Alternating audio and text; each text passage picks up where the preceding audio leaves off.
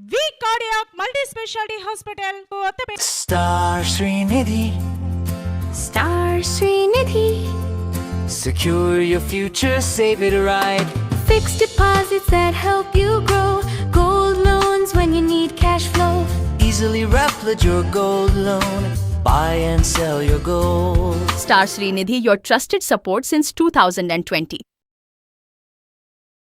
మంటలు ఆర్పటానికి fire service సమయానికి రానందువల్లే తీవ్రమైన నష్టం జరిగిందని సూర్య శిల్పశాల నిర్వాహకుడు కాటూరి వెంకటేశ్వరరావు తెలియజేయడం బాధాకరమని రాష్ట్ర పౌర సరఫరాల శాఖ మంత్రి నాదెళ్ల మనోహర్ పేర్కొన్నారు.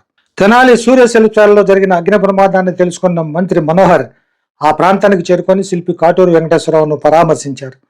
ఏ విధంగా అగ్ని ప్రమాదం జరిగింది అని వివరాలు అడిగి తెలుసుకున్నారు మంత్రి మనోహర్. సుమారు 30 సంవత్సరాలుగా తాము తయారు చేసిన శిల్పాల డైలు అగ్నికి ఆహుతైనట్లు శిల్పులు మంత్రి దృష్టికి తెచ్చారు.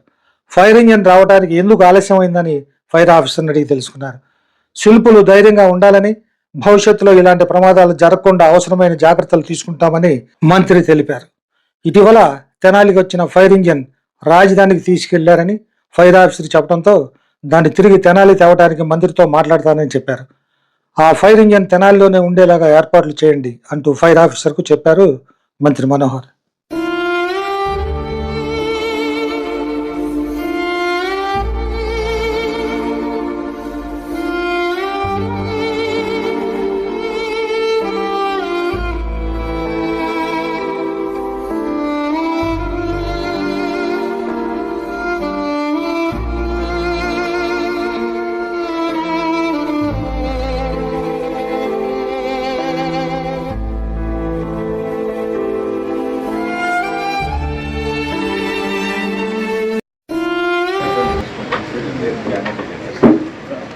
ఈ ఇన్స్ట్రక్షన్ ఇప్పుడు నుంచి మాత్రం తెనాల్లోనే ఒక వెహికల్ కంపల్సరీ స్టేషన్లో ఉండాలి నేను చెప్పేస్తాను.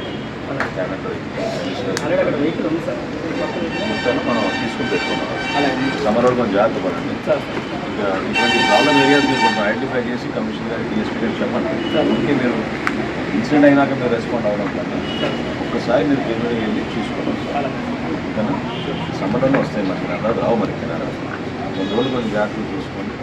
చిన్న చిన్న సైడ్ విలేజెస్ ఏమవుతున్నా అవి కూడా విజిట్ చేయాలి. ఏ ఇష్యూస్ ఉన్నా కూడా మీరు ఒకసారి చెప్తే ఎలా స్పెషల్ ఆఫీసర్స్ ఉన్నారు కాబట్టి మనం ఇమీడియట్గా దాన్ని చూస్తాం. వీళ్ళ వరకు ఒకసారి మీరు మొత్తం చెక్ చేసుకున్నారా? ఇది ఎలక్ట్రికల్ ఆర్ చెక్ చేసేసారు ఇంకేమైనా ఉందా ఎలక్ట్రికల్ ఇష్యూస్?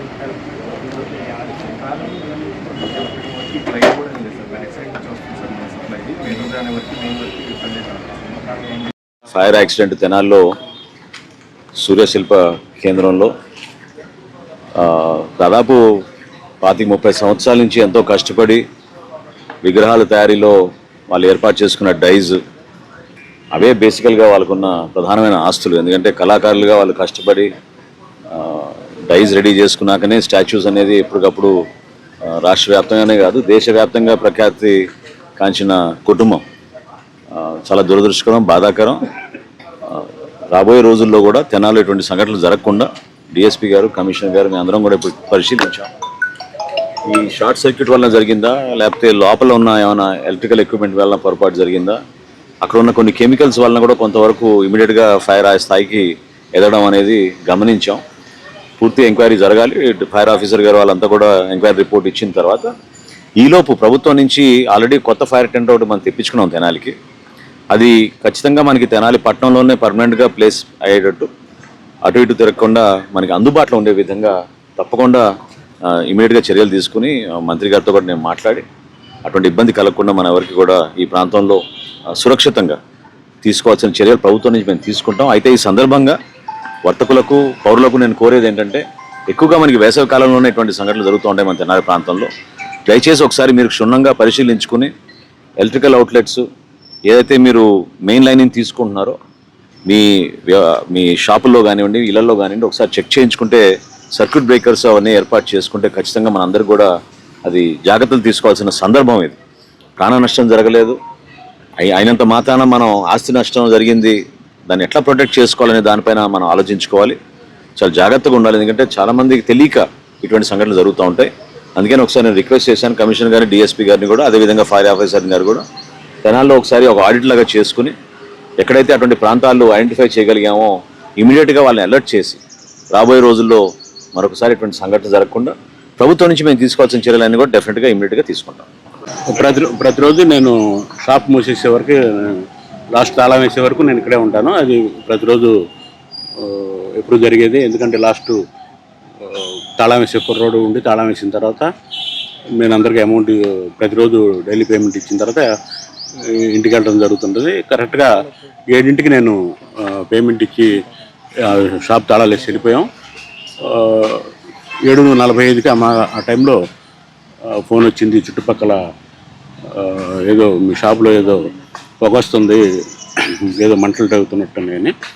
వెంటనే మేము మా అబ్బాయి ఇంకా మా వర్కర్స్ కూడా అందరూ ఇక్కడ రావడం జరిగితే అప్పటికే ఫైర్ ఎక్కువైంది. అయితే ఎమ్మటే ఫైర్ ఇంజిన్కి ఫోన్ చేయడం జరిగింది.